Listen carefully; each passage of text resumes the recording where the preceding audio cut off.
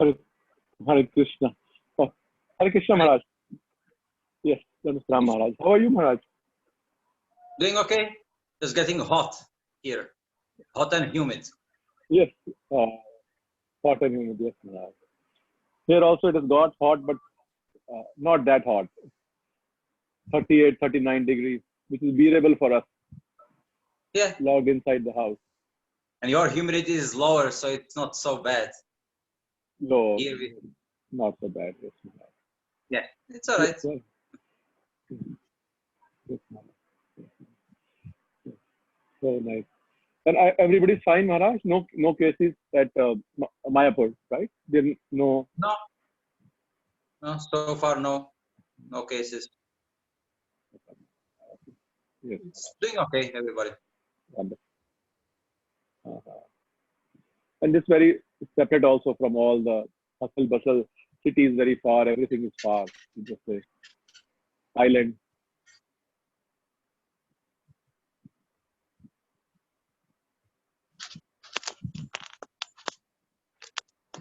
Mm-hmm.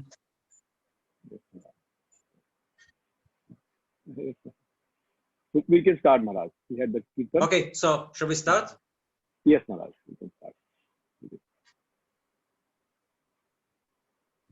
So you can hear properly? Yes, Maharaj. Okay, I hope it will last. Okay. Yes. Hare Krishna. Right. So then, some days, about 10 days ago, we were reading then the introduction at chapter 1 to the Sri Harinaam Cintamani by Bhaktivinoda Thakur, and it's about teachings of Sri Haridas Thakur. So then today we will continue with the chapter 2, which is named the Nama Grahana Vichar, or the chanting of the holy name. Okay. Glory to Lord Chaitanya, to Lord Gadadhar, and to Lord Nityananda, the life of Jahnava-Devi. Glory to Advaita, the husband of Sita. Glory to Shrivas and all the devotees of the Lord. Haridas wept with great love. With love, Lord Chaitanya embraced him. Lord Chaitanya said, "Where is another devotee like you? You know all the truths of spiritual life. You are always beyond the touch of Maya. Descending to this world, you took birth in lowly family. In this way, you showed everyone that it is not by wealth, honor, noble family, or material virtues that one is able to meet Lord Krishna. Anyone who has great faith in pure devotional service is a saint. He is more exalted than the demigods. You know the truth of the holy name, the best of all truths. You are an ideal example of saintly conduct. You are an expert preacher. Speak, O Haridas, the limitless glories of the holy name. Hearing them from your mouth, I will feel bliss. Anyone who once says the holy name is a Vaishnava. A householder should carefully honor him. Anyone from whose mouth one always hears the holy name of the Lord is more exalted Vaishnava. He is the abode of all good qualities. Simply by seeing him, one feels devotion to Lord Krishna and finds Lord Krishna's holy name in one's mouth. That is the most exalted Vaishnava. So here, there are definitions basically of a Kanishtarikari, Madhyamarikari, and Uttamarikari. How will the conditioned souls take up the chanting of Lord Krishna's holy name? What is the arrangement for this? Please tell that to me. Folding his hands, Haridas began to speak. Pushed by ecstatic love, his eyes were filled with tears and his voice was choked.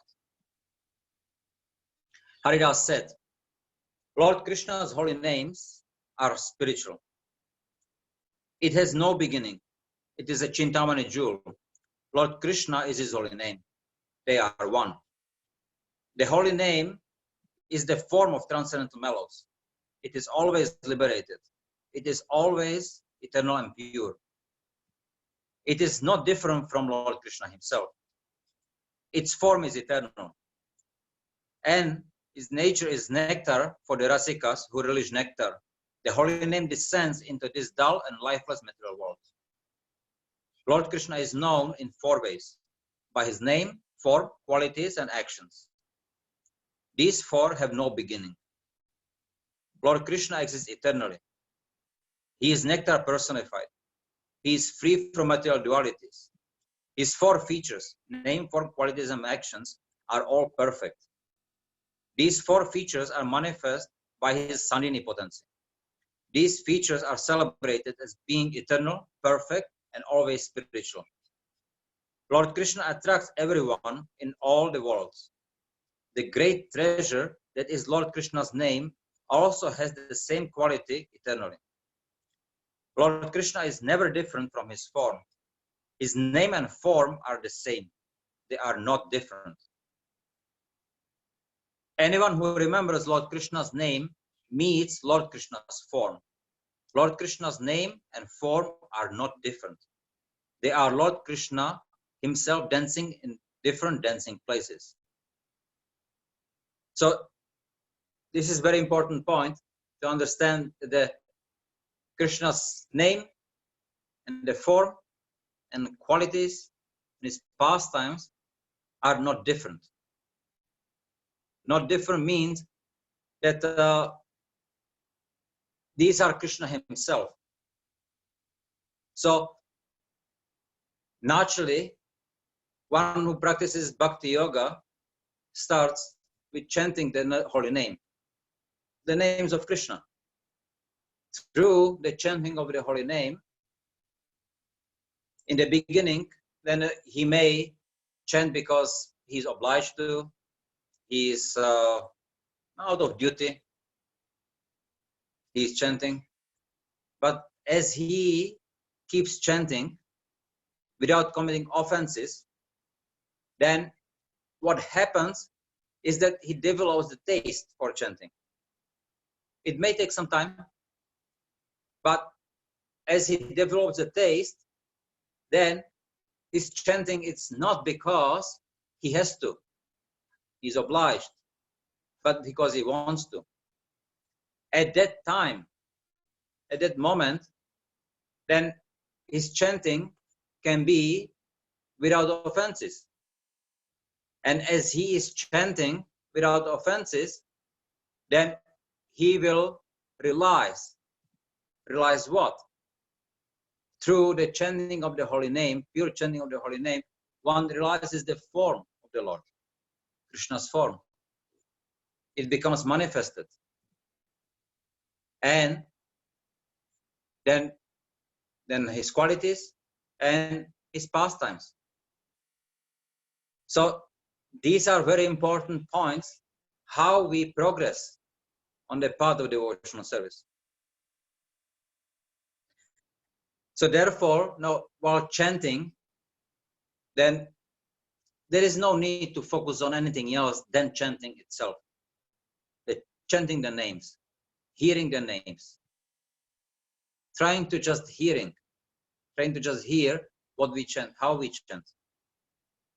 That's very sufficient. We don't have to have some other means or other ways to do anything else. Now, if we have difficulties, the mind may be distracted, then yes, we can focus more. The senses should be as many senses as possible engaged in the chanting. That's why then we are chanting on the beats. So then the sense of touch is engaged. The sense of hearing is engaged. So and then if still we have difficulty with the mind not being distracted, then we could also visualize the Maha Mantra written in your mind. You can read it in your mind. Or you can even write it on your paper, on a paper, and read it from the paper. You could do that. So also the sight, the sense of seeing, then is also engaged. That's also possible. But we should hear. That's the most important. Chant and hear. That way, then the heart becomes purified. And that's the goal of Bhakti Yoga. That's what we need to focus on. Lord Krishna possesses 64 qualities. Qualities manifest in him in limitless fullness. In his various incarnations, these qualities are manifest only partially. Brahma, Shiva, and the demigods possess only some of these qualities. Lord Narayan possesses 60 of them. All these qualities are eternally present in Lord Krishna's holy name. Limitless numbers of these qualities fill the spiritual world of Vaikuntha. There is another example which we can remember from Bhagavatam in the first canto, then the story of Narada Muni. When Narada Muni then decided to leave for the forest, and he was meditating on the Lord, but he was successful, and he actually was able to see the form of the Lord. He manifested in front of him. He was happy, and then the Lord spoke. There's some exchange, and then he disappeared. Narada Muni, he thought that now I can, by meditation, invoke the Lord whenever I want. So next time he tried, and nothing happened. He tried more, nothing was happening. So he was in distress. How come it worked last time, it's not working this time? And then the Lord spoke to him as a voice from the sky. He spoke to him saying, this lifetime you will not see me again. Now that was very distressing for Narada Muni. He was shocked, because he was very much attached to the Lord. So then what to do? Then the Lord told him, you will not see me again, but as long as you are chanting the holy name, I will always be with you. So then Narada Muni, he took the instructions very seriously, and he started to chant the holy name. And sure enough, he chants the holy name. He doesn't stop chanting the holy name, and he is always in association with the Lord. But that's why he is doing what he is doing. He's just going with his veena and just chanting the holy name. There is no difference between the name and the form of the Lord, the qualities and the pastimes of the Lord. And that has to be realized.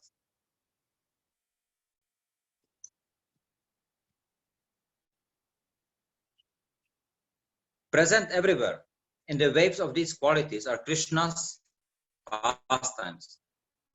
These perfectly spiritual pastimes are manifested in Goloka, Vaikuntha, and Braja. Lord Krishna's name, form, qualities, and pastimes are not different from each other. The conditioned soul's material names, form, qualities, and activities are different from each other, and spiritual. Because the person and his name in the material world, they are different. The name of a person may indicate or may just point out, okay, his name is, but it's not that he is. So therefore, we have such a difficulty to understand how is it that the name and the form of the Lord are not different. They are the same. So this is the quality of the spiritual energy. This is due to the chit potency. And it's, for us, it's very difficult to understand it unless realized, unless Krishna wants us to understand it, unless he allows us to understand it. And how that happens, it's very simple. Now Krishna, through Guru, through Chaitya Guru, or through Guru, then he allows us to realize it. Tad vidhi pranipatena, pariprashna sevaya, uparikshanti te jnanam, jnanina sat darshana. So this is exactly what it is. That the secrets, the knowledge, which is hidden, can be only known by the mercy of Guru when one is ready for, through his consciousness, and one becomes ready when there is pranipata, pariprashna, and sevaya. So that way, that's the qualification. So through these, one can realize the name, the form, the qualities, and pastimes. Everything becomes manifest. There is no way how we can take a shortcut that we start pretending. Oh, I realize this. Oh, yeah. It doesn't work. The only way is by the mercy of Guru, mercy of Krishna. So when we are ready, then either Guru or Chaitya Guru, he reveals to us what needs to be known. It's not that just we want and therefore we desire and therefore we have. No, it doesn't work. So when we are qualified, Guru, Krishna will manifest.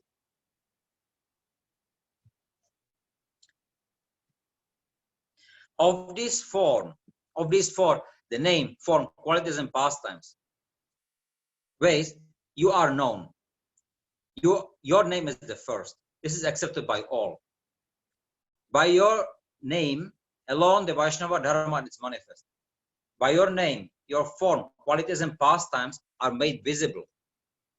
By your name, your Krishna pastimes are known. By your name, the supreme truth about you is manifest. So you see, this is the teachings of Haridas Thakur. That's what he speaks. That by your name, Vaishnava Dharma is manifest. By your name, your form, qualities, and pastimes are made visible. It's through the name. By your name, your Krishna pastimes are known. By your name, the supreme truth about you is manifest. So that's a fact. There is no other way to realize Krishna than through the name. There are other ways which may have been applicable in different yugas. But for this Kali Yuga, this Yuga Dharma is a Harinaam Sankirtan. So that's the way. A conditioned soul may chant your name with faith. When he becomes purified, he is called a Vaishnava. a person whose chanting of your name is Namabhas is called an almost Vaishnava. By Lord Krishna's mercy, he gradually becomes purified. So, there are 3 stages of chanting the holy name: Nama Parada, Nama Bhas, and Shuddhanam. Then, Nama Parada, it's not at all conducive for any progress in devotional practice. This should be absolutely avoided. Nama Bhas is conducive, but it has limitations. It's very auspicious, as we will see. There is a whole chapter on Namabhas, but it can give everything except bhakti, pure bhakti. But one who chants Namabhas can progress to Shuddhanam, and only Shuddhanam actually can give prema. So now, most of the devotees would be chanting Namabhas. Then, what is Namabhas? Namabhas, in Namaparad, a person who chants, he commits offenses. Namaparad. One who chants Namabhas, he is also committing some offenses. And only in Shuddhanam, he is not committing any offenses. So now, what is the difference between the Namaparada and Namabhas? Namaparad, a person who chants the holy name, he intentionally commits offenses. He is actually purposefully, he is chanting the holy name to benefit himself. He knows, and intentionally he does it. In Namabhas stage, the person, he chants the holy name and he commits offenses. Inattention, sometimes some Vaishnava aparat, can commit Guru aparat. There are many things, but he is not doing it intentionally. It's the mind which tricks him, Maya tricks him. And very important point is that he is always trying to avoid them. He's trying, but he gets caught up. But he doesn't give up. He continues trying. And he, seeing that, okay, I had made a mistake. Maybe I had fallen down. I had done something. Okay, I have to prevent it. It cannot happen again. So that devotee on the stage of Namabhas, he is like that. He makes mistakes, but he never gives up looking for solutions how to prevent these mistakes. That will take him eventually to the stage of Shuddhanam. Namaparadi, they will not do that. Namaparad, they are happily committing offenses. So that's the difference between these two.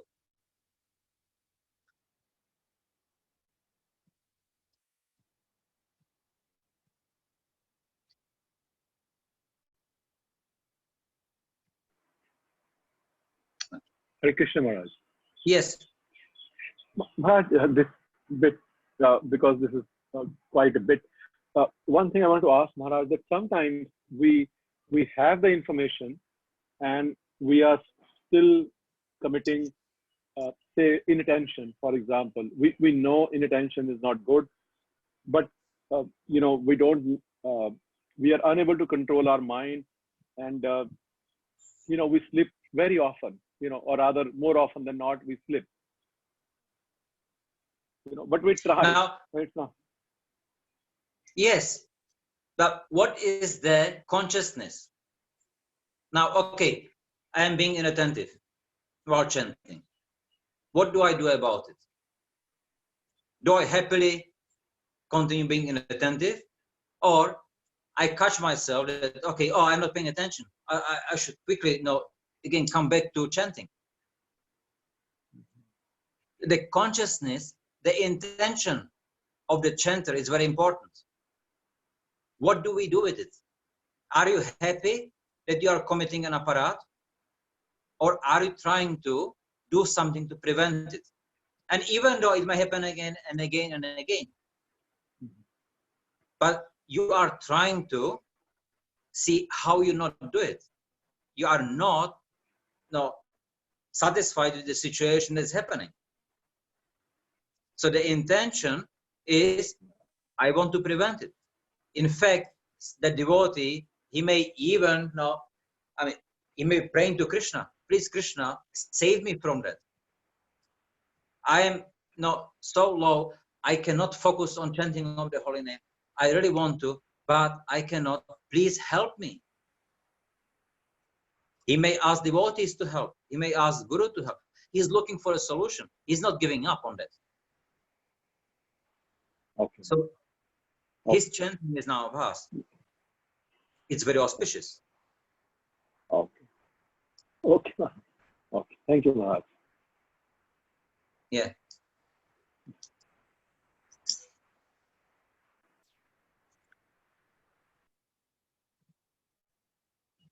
But again, he should not be satisfied that, okay, my chanting is perfect now. No, it's okay. It's happening. It's going to be happening. I'm okay with that. So I am satisfied. No, he should not be thinking like that. That's also wrong. Devotional service, no, one can, even if one thinks, okay, I have achieved certain level of devotional service, so now I don't have to do anything. It doesn't work like this. There is, the energy has to be put into for one to maintain the same level or then progress.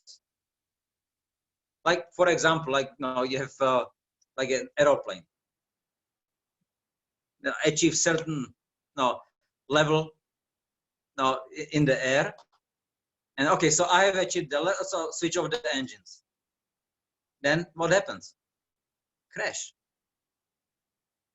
So we have to constantly put effort and energy into our devotional activities. We have to be looking into what can we improve, how can we put more effort into this activity, that activity, what else can I do, how can I increase my quality and quantity on what I'm working on. That way, then we will be progressing. And that way, our chanting also progresses. Because the chanting reflects the consciousness of the person. It's that's the most important. You can have Mayavadis chanting the holy name, and maybe it will sound even like a beautiful, like a materially beautiful. But hearing that will spoil one's consciousness because it affects. There's a subtle effect on it. You may have some singer who is singing very beautiful song, but it's all about it's like a sensual. One will get affected, and that is bad effect on that. On the other hand, one may hear some singer who is not singing maybe so well, so melodiously, or maybe not exactly in the proper raga or the tal, but the potency of the person can be so powerful because he's a pure devotee that it will be absolutely attractive. So it's not exactly what we hear, the material sound. It's a consciousness which is carried by the sound, which is most important. Yes? Yes, Maharaj. We just wanted some more fear to be put for Nama Prat. So we improve our chanting, Maharaj. Yeah, we will read. There is a whole chapter on Namabhas. So we will read that. That's it's very vividly described and glorified, the Namabhas. And it's very important that we understand Namabhas. Because it's actually amazing. Yes, Maharaj. I'm saying more than Namabhas, Maharaj, on Nama Prat. If we hear more on Nama Prat, then we feel scared, and then we try to improve our Japa, Maharaj. Yeah. It's very scary to hear about Nama Prat, Maharaj, and especially, those who are new, they have enthusiasm, they go, but, when we get old, it becomes very difficult to maintain. Sometimes I remember where are those good olden days gone, it's very painful. Yeah. Yeah, we have to develop the fear of Maya. No, we have to be very conscious that any activity which we do, it creates a reaction. So every activity has a consequence, and we have to be ready for to decide. Every moment we have the option to decide what I want to do. I can do this or I can do that. But each of the choices which I make creates a consequence. I have the option to make the choice. I don't have the option to choose the consequence for this choice. So as long as we are comfortable that, oh yeah, all right, it's no problem, I can do some nonsense and I will little suffer and it's fine. It's worth for me. Then no, I take this choice and the consequence will be there. And it may be bad, but it's worth it. After some time, we may figure out actually it's not worth it. So then that's the development of the consciousness. When we start developing, increasing, improving our consciousness, then after some time, then we start seeing, actually, this is not at all worth for me. I don't need to do that. So therefore, I choose not to do the nonsense activity. I choose to do the activities which make some sense, spiritually, enhancing my consciousness. And that comes with the advancement of the consciousness. So purification of the heart, Cheta Darpana Marjanam. Yes. So now, if somebody comes from the platform of chanting Nama Parat to come to the Shuddhanam platform, he must go through the Namabhas. Namabhas is glorious. Haridas Thakur, there is a whole chapter on Namabhas, and it's like he is glories of the whole glories of Namabhas, just how great it is. It gives everything, even liberation, everything except prema. But Namabhas brings one to prema. So it's a natural development of the Vaidhi sadhaka. So therefore, we don't see it as an ultimate goal. That we don't see it as that's what I want. But it's a process, and in the process, that's a stage. Okay. Yeah. Thank you. Yes, thank you, Maharaj. One more, Maharaj. There is one more question. Vinod Prabhu, you have a question? You raise your hand. Yes, Prabhuji. Please ask. Hare Krishna, Prabhuji. Hare Krishna. I have a question. Maharaj, actually, we've heard a lot of times that it is said that in case if we don't know the rules of a place, if we don't know the rules of a country and we go there and we commit an offense there, we'll still be punished. So let's say if we know that when we are chanting, the chanting is not being proper, but still we are committing namaprad. So the consequence will be the same in that case also. Our consciousness, I agree, is definitely different at that time. But because we are not following the rule of a country, our consciousness being good, also we have to suffer, we have to get the punishment. Is that true for this also? Look, for both, you go to some country and you commit an offense, say, same offense, you commit something by mistake or you commit something intentionally. There is a difference in between how much punishment you get. If you are chanting the holy name and you unintentionally commit namaparad, and if you are chanting and you intentionally commit namaparad, then there is also a difference. So the consequences will come. There will be something, but the amount of it will be different. Because see, what is the consequence? The consequence is basically the reaction which one gets by committing some sinful activity. Sinful activity, it's created because of the papa bija, the anartha. Anartha in the heart creates you thinking, feeling, and willing to commit some sinful activity, and then it's done. For that sinful activity, you get the reaction. What is the reaction for? The reaction is, so then Maya, not that she's she's taking pleasure in punishing us. Maya, no, she is giving us the consequence, the reaction for it, so then we can realize that that activity which we had done it's wrong. And so, like Srila Prabhupada said, on the material platform, prayaschita, a thief, he steals something, he goes to the prison for a few days, years, whatever, comes out, and it continues again. The prayaschita has no meaning. It's like the elephant bath. But why is that? It's because the anartha is still present in the heart.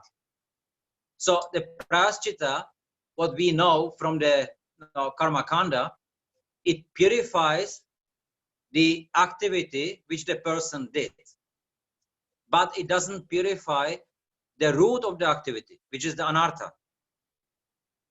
That's the difference between the materialistic prayaschita and chanting of the holy name. The chanting of the holy name actually works on the anartha itself. If we decide to chant the holy name, and I'm chanting the holy name, and I really want to please Krishna, I want to chant the holy name, or chant the holy name as it's supposed to be, because this is the instruction of Guru Sadhu Shastra.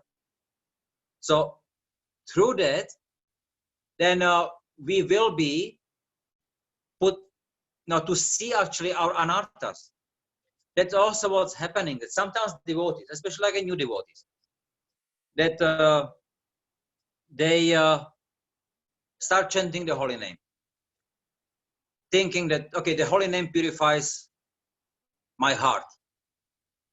Now, sometimes the devotee experiences that by chanting the holy name, then the amount of anarthas, the amount of materialistic desires in his heart increases. He is and he is not like very surprised. How is that? Now I'm chanting, and now I'm even more desiring some materialistic activities, and it's materialistic desires. Now, same like in medicine. Now, sometimes to take medicine, then the disease still may get worse. before it starts getting better. This chanting of the holy name starts purifying the anarthas.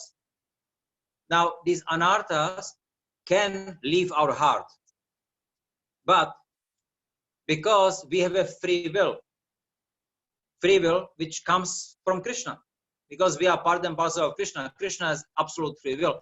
We also have partial free will. We can decide what I want. I can make a choice. But Krishna, he has his energies. As soon as he desires something, everything happens for him. We don't have these energies. So I have a desire, and it has to be sanctioned by Paramatma for it to function. But I can desire.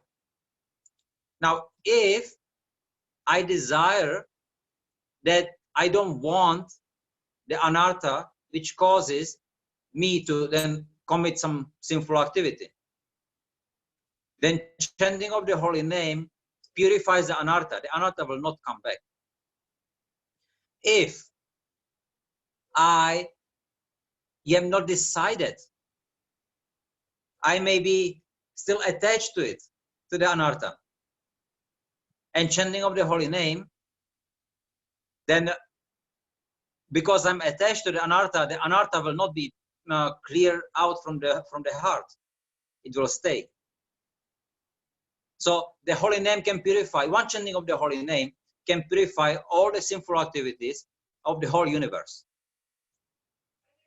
But if I don't want my sinful activities to be purified, my anarthas to be purified, they will stay with me. So what's very important is the desire of the person, what I want.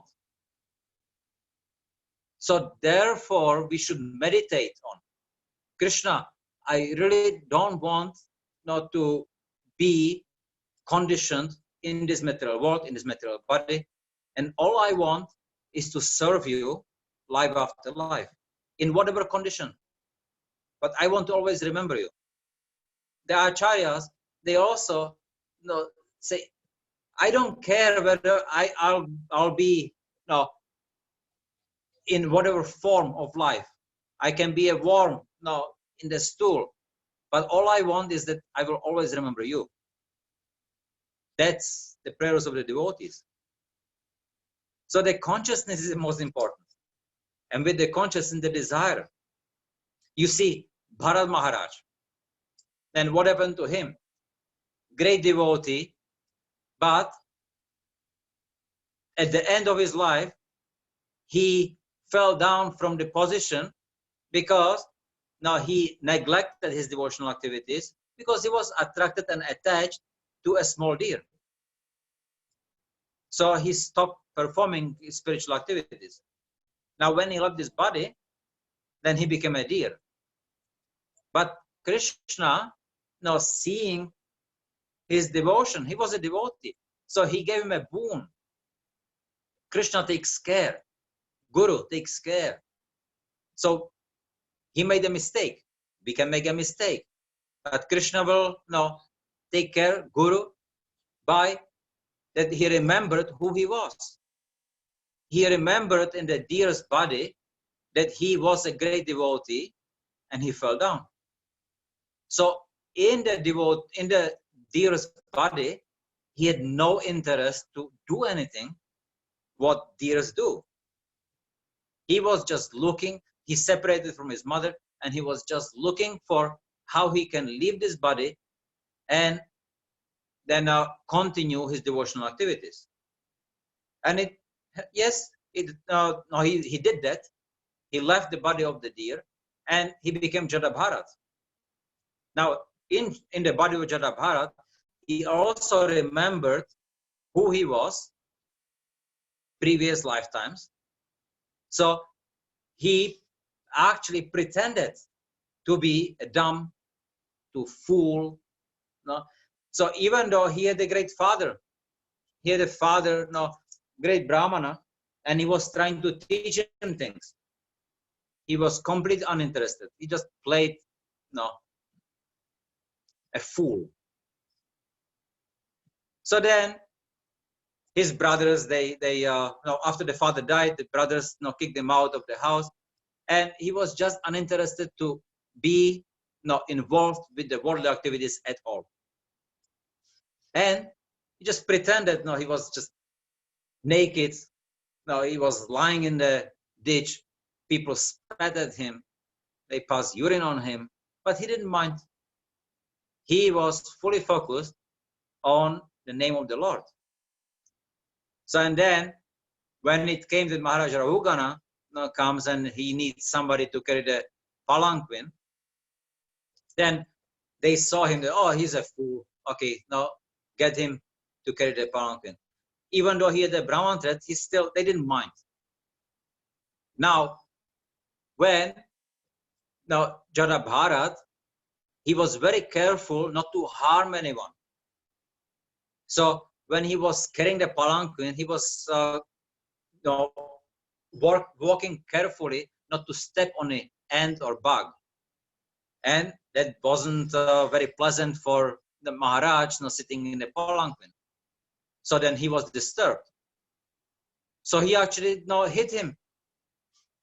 And then afterwards, then Jada Bharat, he didn't mind. He continued. But then he spoke. When he spoke, then Maharaj Rahugana, he was astonished just how much knowledge, how great devotee he is. And he, as a king, he paid full dandavas. He begged for forgiveness for whatever he had done.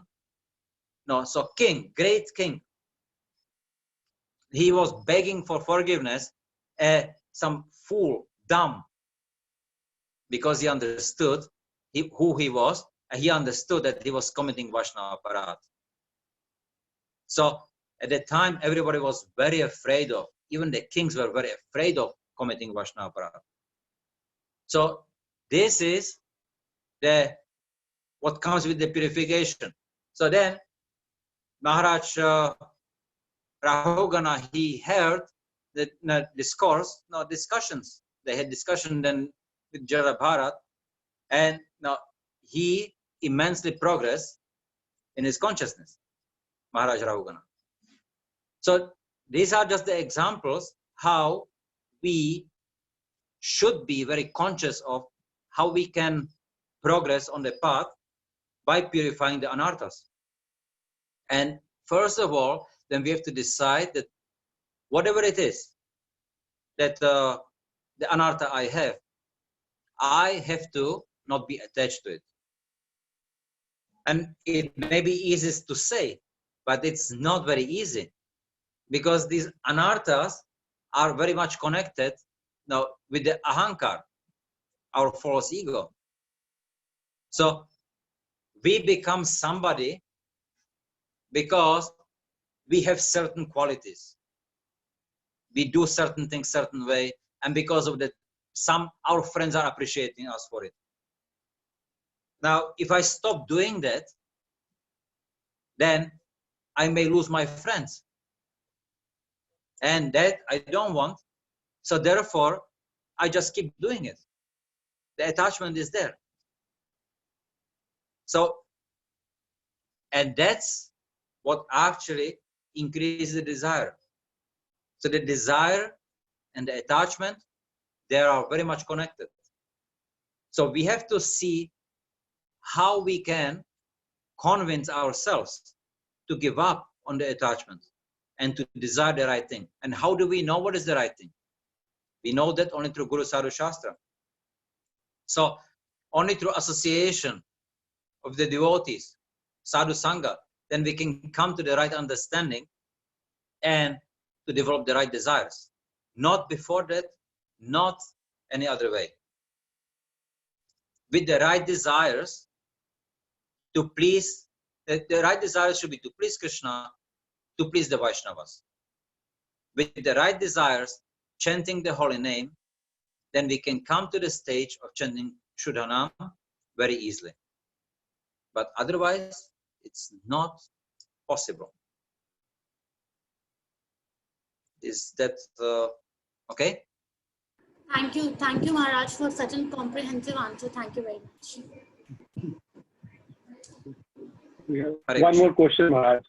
Okay. Okay. You can take. Maharaj, there's one more question. Yes, Neha Yes. Mataji, please go ahead. Hare Krishna, Prabhuji. Hare I just had a question, like in cultural context in which practical needs, people prioritize practical needs, or maybe poverty is so manifest. How can we strengthen the people's faith in the arrangements made by the Supreme Personality of Godhead? So basically, my question is, how can we strengthen faith in God's arrangements, and how can we create a more sense of belonging in a community through faith? Hare Krishna. See, faith, it's Shraddha. There's the process of devotional service. It's mentioned as a process of Shraddha to Prema. So with Shraddha, that one begins the path of devotional service. And he comes through the sadhu sangha, bhajana kriya, anartha nivriti, etc. Goes further, nishta, ruchi, asakti, bhava, and up to prema. So we see it as different stages, but actually it's all about the shraddha. The beginning, the small shraddha brings us to start chanting of the holy name associated with devotees. But it's about the increase of the faith, which brings us to the next step. And the prema, the last step, when the devotee is fully surrendered to Krishna's lotus feet, he has given up everything. It's nothing else than absolute shraddha, absolute faith in Krishna. So the whole process of devotional service is about the shraddha, how to increase. Now, then how to increase the shraddha? How we can progress from one step to the other? The shraddha, the faith, can be only increased by one's realizations. So with faith, with some small, weak faith, the devotee, he comes and he is looking, he is associating with the devotees. They are having some association, talking, sadhu sangha. Through that, then he sees the difference between, the devotees are behaving like this. They are treating me like this, and people outside, the non-devotees, they are treating me like that. And I like the devotees association. I like the treatment of the devotees. Therefore, I have realized that the devotees, they have better qualities than the non-devotees. I want to be with them. So that is the realization. With that realization, then his faith increases. When his faith increases, then his determination, his enthusiasm also increases.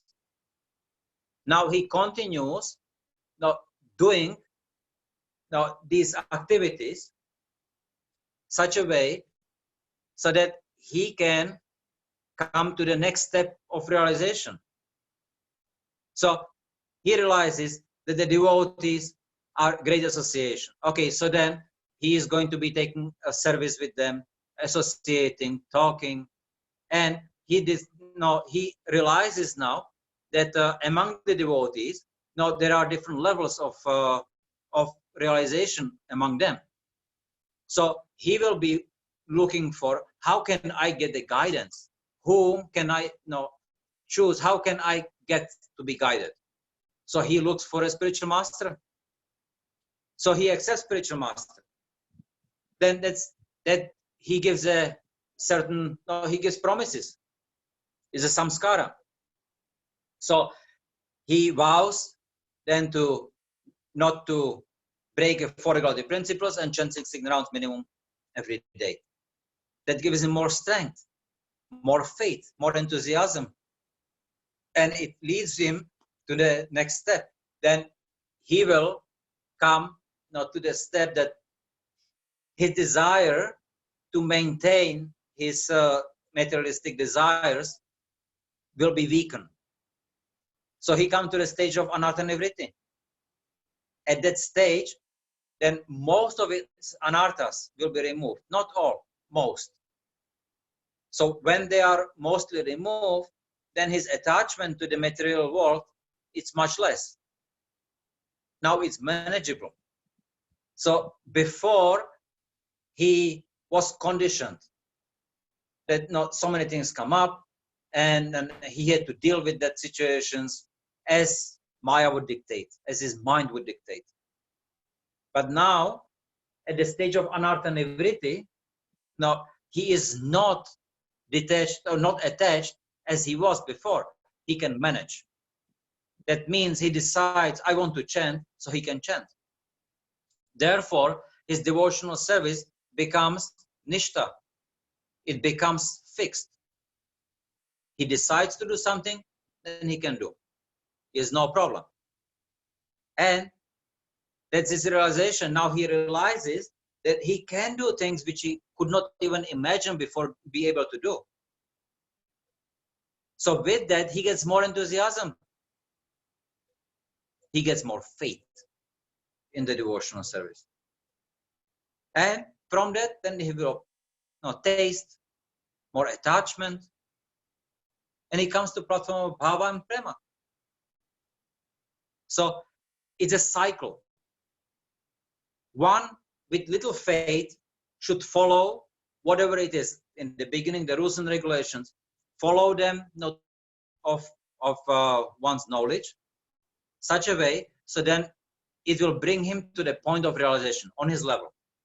That realization brings back like a cycle, to give him more faith, more enthusiasm, more determination to follow the next level of the rules, regulations, or the activities which he needs to do. An example, we can also say you get sick, and then you want to go to a doctor. Okay, you are in Delhi, so you know, but you go somewhere and you are alone, and then you get sick. You don't know anybody there.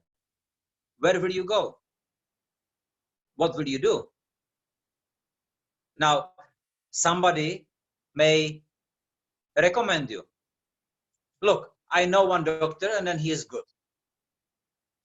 Now, if you know that person, you have faith in the person, you will have faith also in the doctor, because now he is your friend, now recommending a doctor, then you will be comfortable. So you go visit the doctor. Now the doctor helps you. Now what will happen? You had some weak faith, and with that weak faith, you went to see the doctor. But then once you see the doctor helped you, you get cured from the disease.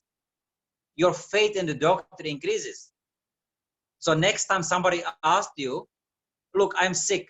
Do you know some doctor I can go to? Of course, yeah, I know one doctor. He cured me. He's good. So you, with your faith, you can come to the realization. Through the realization, he can also, you can expand your faith onto the others. And that way, then you see that they will go, oh, yeah, your friend comes to you. Yes, I went to the doctor, which you said, and he's really good. Your faith increases more to the doctor. And it will grow. Now, if you go to the doctor and the doctor does not cure you, then where is your faith? You will not go to the doctor again, most likely. And somebody asks you about a doctor, so your realization is he's not good. So you will not recommend. So it's about the realization.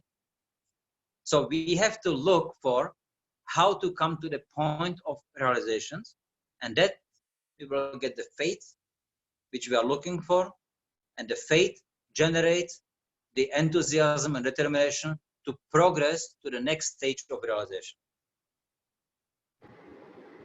Thank you, Prabhuji. Very helpful answer. Hare Krishna. Hare Krishna. Yes. Okay, Does so maybe anybody then else last question. any question Yes, If last there question is. regarding chanting. Please ask question regarding what we heard today. Yes, Saurabh Prabhu, please go. Sorry, I could not hear. No, he's going to speak, Maharaj. I'm asking them to, raise question on what we have heard today. Okay. Hare Yes, Krishna, Saurabh Prabhu, go ahead. Hare Krishna Maharaj. Maharaj, is it like, so if we pray to Krishna for anything, then is it also like, I mean, say something worldly, then is it also Nama Aparad? Like what example, like specifically, what do you pray to Krishna for? So anything of this material world, for example. Okay, look, it's not bad. It's a Sakama Bhakta. No, Sakama Bhakti, in that we pray to Krishna for something. No, I want to get something. So please, Krishna, help me. Now, help me to get that. It's because we pray to Krishna, and Krishna will fulfill, like a father. Now, his son wants something, the father will fulfill that. So it's fine. We can do that. But we should understand this is not the highest level of bhakti. Then the next step is now to understand, okay, I'm always asking something from my father, to give me, so I can enjoy. But what about him? He's such a nice father. How can I please him? Then we come to the stage of, no, Father, what can I do for you? Please tell me what you like. I would like to do something for you. So I would like to do it, and I put the same amount of energy, but not because I will take the pleasure from it. My pleasure will be that I know it will please you. And I want to please you because you are such a nice father. So that will be the level of nishkama. We perform activities, but not for ourselves. We perform the activities in such a way, so whatever Krishna wants. And we may not know why he wants that, but we do it because Krishna wants that. That's the nishkama level. So that's Sakama, it's okay. In the beginning, it's all right. But we should always keep thinking about that I'm always asking something, I'm desiring something. It's always better to ask Krishna than the demigod or somebody else. So asking Krishna, it's all a bhakti. It's a Sakama bhakti, it's bhakti. But then what's the next step? Then we should always think of how can I overcome that, and how can I start desiring what Krishna wants, not what I want. You understand? Yes, Maharaj. Thank you. Okay. So then we will end here. Yes, Maharaj. Hare Krishna. Maharaj, can I ask one question from last session? Okay. I had a doubt. I'm so sorry. Thank you so much for today's session. My question from last session was that we discussed about dangers of Sahaja Mukti, in which you said that when one soul goes back to Brahma Jyoti and they may or may not have some devotional credit, but when they fall down again back to this Mrityu Lok, then the devotional credit goes to 0. But I have heard otherwise, that devotional credit is never lost. And so could you explain a little bit on that? So is that true? You see, that it's Haridas Thakur's teaching. It's not what I say. I just read it. It's true. That's a fact. Okay. I mean, look, in one sense, every jiva has the dominant Krishna consciousness. That's the nature of the jiva. It's a Sachit Ananda. Now the question is whether you are conscious of it or not. So when you go through the Sahaja Mukti and you do come back, your consciousness is not dull. It's completely covering your ability to understand that you are Sachit Ananda. Okay. So you develop it. Now every jiva, no matter Nitya Bada, no matter how conditioned he may be, he still have the potency now to actually develop the proper, the true form. So it's there, but we chose by the Sahaja Mukti, we don't want to have anything to do with anything. So the wish was fulfilled. So basically, our consciousness, which we may have developed over the time, was reset. And we start from a zero. Okay. Now, it may happen that you may come across a devotee, and you may develop the devotion immediately. Or it may take you another millions of lifetimes. That's very much depends on the will of the Lord. Okay. It's a risky business to desire Sahaja Mukti. Right. Yes, Maharaj.